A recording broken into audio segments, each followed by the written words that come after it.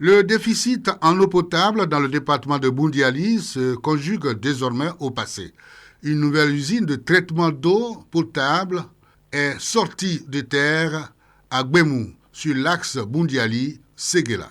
L'infrastructure qui va produire 6 000 m3 d'eau par jour a coûté 16 milliards de francs CFA à l'État.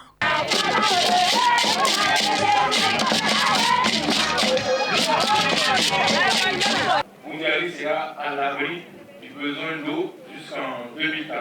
Les filles et fils du département de Boundiali ont exprimé tour à tour leur gratitude à l'artisan premier de cette infrastructure hydraulique, le président de la République, Alassane Ouattara. Avec son Excellence, M. Alassane Ouattara, le pays est uni, le pays est en paix, et le pays continue sa marche inexorable vers le progrès et le bien-être des populations.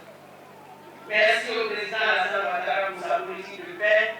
Merci au président Alassane Ouattara pour sa politique de stabilité qui profite largement à toute la région de la Baoulou. Le ministre de l'Hydraulique, de l'Assainissement et de la Salubrité, Bouaké Fofana, réaffirme l'engagement du gouvernement à toujours mettre le bien-être des populations au centre des priorités. Il convient en effet de rappeler que la cérémonie qui nous réunit ce jour s'inscrit dans la vision du président de la République, son Excellence M. Alassane Ouattara, qui a pris l'engagement d'apporter de l'eau potable dans toutes les contrées de Côte d'Ivoire. C'est pour traduire cet engagement qu'il décida de lancer un projet structurant de renforcement de l'alimentation en eau potable de 12 villes. Hormis Boundiali, ce sont 11 autres grandes villes du pays qui vont bénéficier de l'infrastructure du même genre pour un montant global de 170 milliards de francs CFA.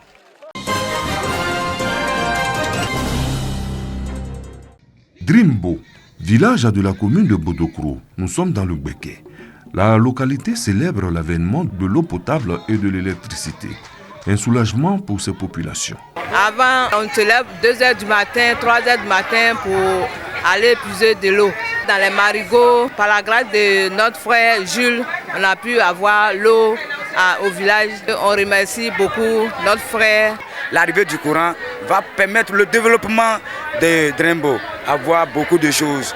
Le ministre Jacques Assaouré Kounan, président du conseil régional de Gbeke et parrain, procède à la mise en marche officielle des différentes infrastructures. Les représentants des populations expriment leur reconnaissance au président de la République Alassane Ouattara pour les initiatives de développement. Le ministre Jacques Assaouré Kounan les invite à prôner la cohésion sociale et à soutenir toutes les initiatives de développement. Ici, nous avons l'avantage d'avoir un cadre qui sait son rôle dans un village. Grâce à lui, ce village a bénéficié d'électricité et de l'eau potable. Le moins qu'en tant que président du conseil régional je puisse faire, c'est de venir l'appuyer, remettre ses ouvrages aux populations et leur dire que la politique du président Alassane Ouattara, c'est la recherche du bien-être des populations. Et la preuve concrète, c'est là. Pour ce qui est de la doléance de doter le village d'un centre de santé, le ministre Jacques Assaouré Kounan a répondu favorablement à la grande satisfaction des habitants de Drimbo. Faire des Ivoiriens les premiers consommateurs du cacao de Côte d'Ivoire, c'est la mission qui s'est assignée la société coopérative ivoirienne de négoce de produits agricoles Simpa. Pour joindre l'acte à la parole, la Simpa a désormais une boutique Saveur d'Agboville dans la capitale politique de Yamoussoukro. Son ouverture s'est faite en présence des autorités coutumières et administratives de la capitale politique. Ce point de vente dans la ville de Yamoussoukro se veut une vitrine du savoir-faire ivoirien. Le père fondateur, qui est le premier planteur de Côte d'Ivoire, et celui-là a voulu vraiment que la Côte d'Ivoire puisse transformer son cacao. Et aujourd'hui, chose faite, la qualité, il sera aussi c'est du cacao bio, fait par les femmes, les mères des femmes, des producteurs. Ça, c'est la garantie que nous avons pour leur donner. La promotion du cacao made in Côte d'Ivoire fait la fierté des autorités. C'est une fierté pour Yamoussoukro de recevoir donc la deuxième boutique qui valorise les produits made in Côte d'Ivoire, du chocolat donc, et du café, en tout cas des produits qui font la fierté de la Côte d'Ivoire hors de nos frontières. J'ai été très épaté de voir vraiment notre boutique puis faire du chocolat avec tout ce que nous rencontrons, du jam-jam, et puis il y a du café garçon dedans, tout ça. Ça, c'est des trucs vraiment, ça, je suis très heureux. Je rendrai compte fidèlement à ma population de Yamoussoukro pour que chacun de nous, qui est planteur, qui n'est pas planteur, qui est tenu de consommer notre cacao de Côte d'Ivoire, ou vraiment ne va pas ailleurs. Ici, le consommateur trouvera des chocolats nature au lait, à la noix de cajou, au lait de sésame, au soumara, au gingembre. Le beurre de cacao y est aussi vendu. Créé en 2003, la Simpa est à sa deuxième boutique.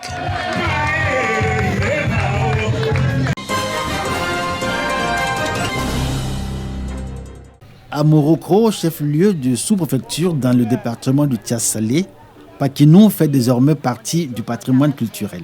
La première édition de cette fête, dénommée Pakinou Oyofé, organisée à Morocco, marque l'adhésion des 16 villages qui composent cette sous-préfecture au concept de Pakinou et leur acceptation de cet emprunt au peuple baoulé. Pendant ces fêtes-là, les Baoulés, d'ailleurs, se retrouvent dans leur village ou leur ville pour parler de développement avec tous les cadres de leur village. Et nous aussi, nous voulons faire la même chose. Nous voulons inviter nos parents, nos cadres à venir au village pour parler de développement. Elle a été initiée par nous, les chefs, et puis le président de Mutuelle. Notre sous-préfecture est vraiment en retard et il faudrait qu'il y ait la paix entre nous, les fils et pères, pour qu'on puisse faire le développement de notre sous-préfecture et faire l'avancée de notre sous-région Agni. Les festivités de la première édition de Pakinou Oyofé à Morocco se sont déroulées autour du thème cohésion sociale et retour aux sources. Les populations se sont déplacées massivement des villages et campements pour y prendre part. Les Agnis qui décident d'épouser Pakinou et de célébrer l'événement à la manière des Baoulés, qui mêlent à la spiritualité de Pâques, rites ancestraux, actions pour le progrès des populations et réflexions sur le développement de leur village. Une appropriation que le ministre Pierre Dimba, parrain de Pakinou Oyofé, salue. Il appelle les filles et cadres de Morocco à l'union et à la solidarité pour relever les défis auxquels les villages de cette sous-préfecture font face. Pakinou, désormais, va être le cadre pour que tous ceux qui sont cadres, qui travaillent en ville, viennent ici pour que nous puissions travailler, parler, discuter, pour que nous puissions mettre des projets pour le développement de Morocco. Les populations sont reparties dans leurs villages et campements respectifs avec des vivres et du matériel de diverses natures en souvenir de la première édition de Pakinou Oyofé à Morocco, dont du ministre Pierre Dimba, parrain de cette fête de Pâques et président du conseil régional de la Guébi-Tiassa. Rendez-vous a été pris en 2026 pour la seconde édition de Pakinou Oyofé à Morocco.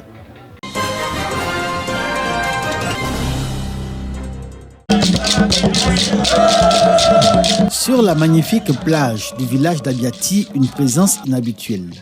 Leur Majesté, le roi des Bétibé et le roi du Guablin conduits dans ce village pittoresque de la sous-préfecture d'Adiaké par le député d'Aboissou. Aboubakari Sissé représente Yacouba Yensié, député maire d'Adiaké et parrain de la 16e édition du Coco Ado Beach, qu'organise Abiati chaque année. Un message de fraternité, un message de soutien au village d'Abiati avec Sa Majesté Abakwa Bangbandji et la Majesté de l'Indéné Guablin. Donc nos rois sont venus nous soutenir. Le Coco Ado Beach, un festival qui promeut la culture du peuple bétibé, ses traditions, son art de vivre et sa gastronomie.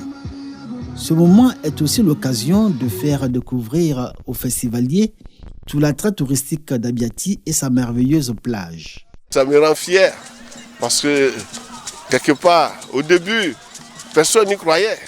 Mais aujourd'hui, ils ont tous compris que grâce à la plage, le tourisme, les gens viennent et puis le village est connu. Important de venir à Abiati, surtout pour se relaxer, pour se détendre. C'est vraiment très important. C'est bon, c'est calme, c'est intéressant, tellement bon. C'est pourquoi je suis là. Selon les organisateurs du Coco Ado Beach, ce sont environ 12 000 festivaliers qui ont débarqué à Abiati, venus de toutes les régions de la Côte d'Ivoire et d'ailleurs dans le monde. Entre festivités du jour et celles de la nuit, visiteurs, touristes et festivaliers ont pris beaucoup de plaisir, d'abord par tout ce qu'ils ont pu voir et découvrir, du riche patrimoine culturel des Bétibés. Ensuite, la joie et le bonheur de vivre au rythme des artistes en vogue de la musique ivoirienne. Un moment d'hystérie collective duquel les restauratrices et les commerçants ont tiré de réels bénéfices. La première fois a été une expérience quand même alléchante, ce qui m'a motivé cette année encore à revenir. Très satisfaite, je suis très fière. Je souhaite que ça dure une semaine. Pour permettre à nos frères bientôt, et sœurs la qui ville sont de Mokono, dans la région du à Abidjan et à Berry, l'intérieur sera du dotée pays, de centres d'action à chaque culturelle. Pâques, comme ça se fait dans les L'infrastructure régions aura pour baoulées, vocation de de pouvoir valoriser aussi, la culture se retrouver et chez eux au favoriser village. l'épanouissement de la jeunesse. Le bâtiment sera construit sur 2 niveaux, un R+1 pour un coût estimé à plus de 300 millions de francs CFA. Selon le conseil régional qui attend beaucoup de ce centre, les travaux dureront du 8 mois. développement et du progrès d'Abiati. Qui nous réjouit à tout instant. Parce que sur cette place-là, il y avait un foyer des jeunes bâti en 1974.